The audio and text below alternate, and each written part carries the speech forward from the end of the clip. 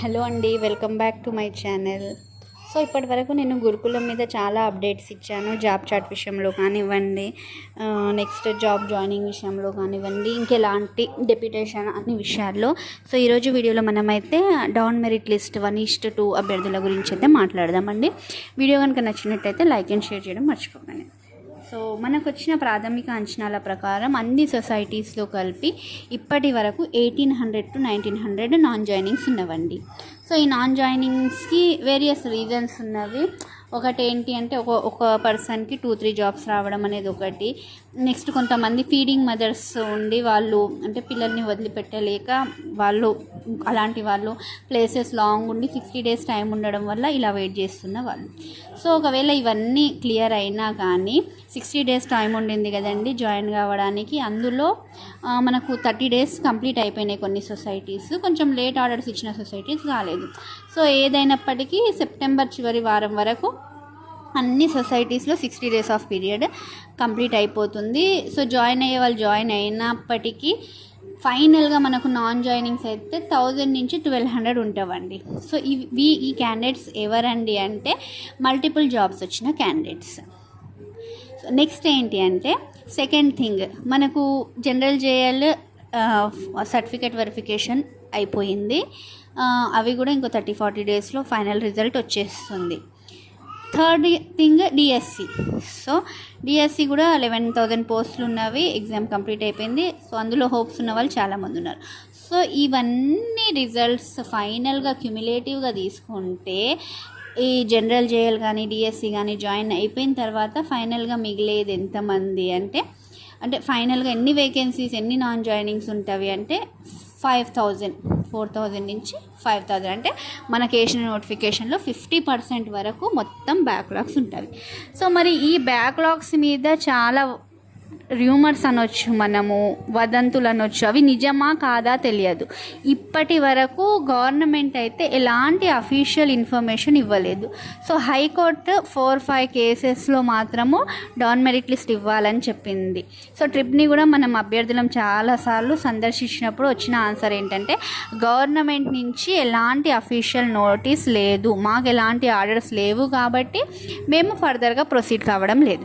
కానీ కొన్ని న్యూస్ పేపర్స్లో మనం చూస్తున్నాం ఈ మధ్య ఏంటి అంటే ఇవన్నీ బ్యాక్లాగ్స్ కిందే 2025-26 క్యాలెండర్లో వేస్తాము అని క్వశ్చన్ మార్క్స్ ఇస్తున్నారు. సో మరి దీని మీద గవర్నమెంట్ అయితే ఎక్కడ స్పందించలేదు.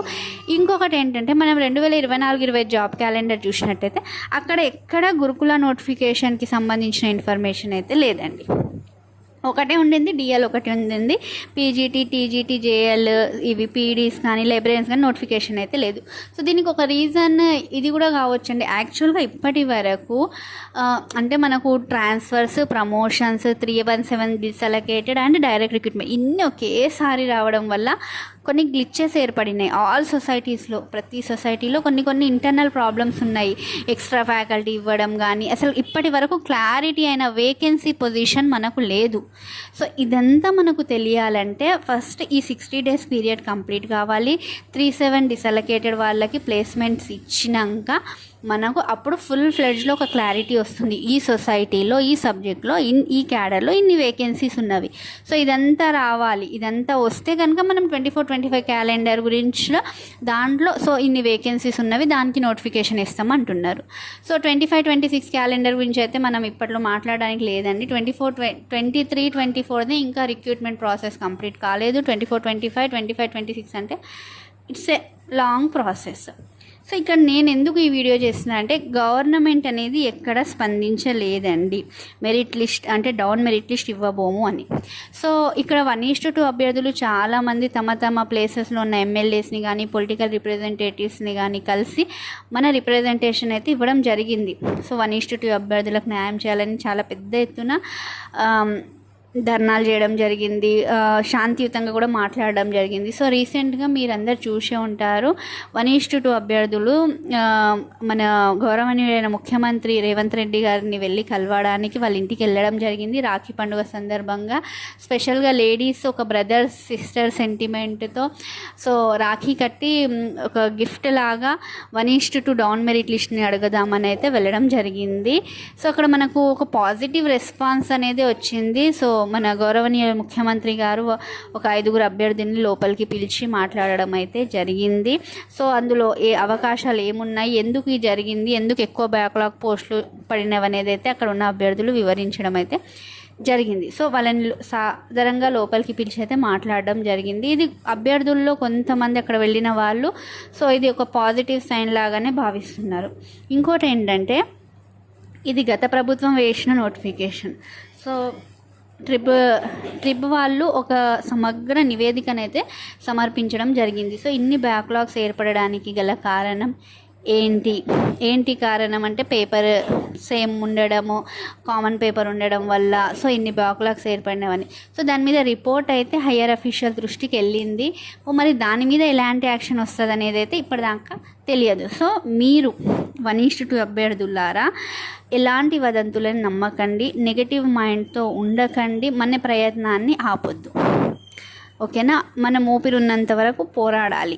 సో న్యాయం జరుగుతుంది, న్యాయం జరిగేలా చూసుకోవాలి. సో ఇవన్నీ కనుక 2025-26 క్యాలెండర్లోకి ఒకవేళ నిజంగా పేపర్లో వచ్చినట్టు వెళ్ళినాయి అనుకోండి, మనం నష్టపోతాం. ఎందుకు అంటే చూడండి, 2018లో నోటిఫికేషన్ 2019 నోటిఫికేషన్తో కంపేర్ చేస్తే మొన్న 2023 నోటిఫికేషన్కి ఎంత కాంపిటీషన్ పెరిగిందో మనమైతే అబ్జర్వ్ చేయొచ్చు.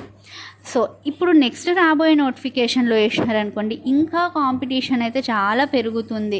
సో ఇప్పటికే ఈ నోటిఫికేషన్ కోసము ఎన్నో సంవత్సరాలు ఉద్యోగాలను వదిలేసి ఫ్యామిలీస్ని వదిలేసి మనం స్ట్రగుల్ చేసినాము. సో 1:2 దాకా వచ్చి వెనక్కి వెళ్ళడం అంటే అది చాలా బాధాకరమైన విషయము. సో మళ్ళీ నోటిఫికేషన్లో మనం మెరిట్లో ఉంటామా ఉండమా, మన సిచ్యువేషన్స్ అప్పటికి సపోర్ట్ చేస్తాయా లేదా అనే క్లారిటీ ఏం లేదు.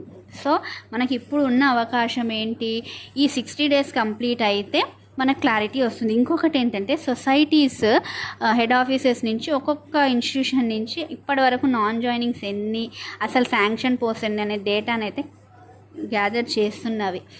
సో ఇదంతా డేటా గ్యాదర్ కావడానికి అయితే మనకు కొంత టైం పడుతుంది. సో ఆ లోపు మనము ఉద్యమం అంటే మనం ఒకటి స్టార్ట్ చేసినాం, ఒక రిప్రజెంటేషన్స్ ఇవ్వడం స్టార్ట్ చేసినాం, 2 రోజులు ప్రయత్నించినాం, తర్వాత వదిలేసినాం అని కాకు, ఇది ఒక కంటిన్యూస్ ప్రాసెస్ లాగా జరగాలి. సో ప్రభుత్వం వరకు మన ప్రాబ్లం ఏంటి అనేది తెలియాలి. సో మన రిప్రజెంటేషన్ లెటర్లో ఇవన్నీ మెన్షన్ చేయాలి. సో 5,000 ఉద్యోగాలంటే 5,000 కుటుంబాలు బాగుపడతాయి.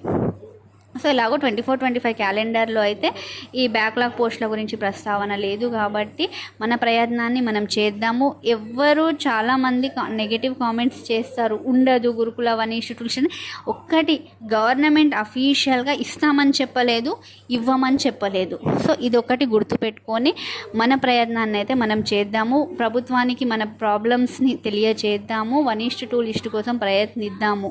సో గవర్నమెంట్ అనేది ప్రజలకు అనుకూలంగా ఉండింది.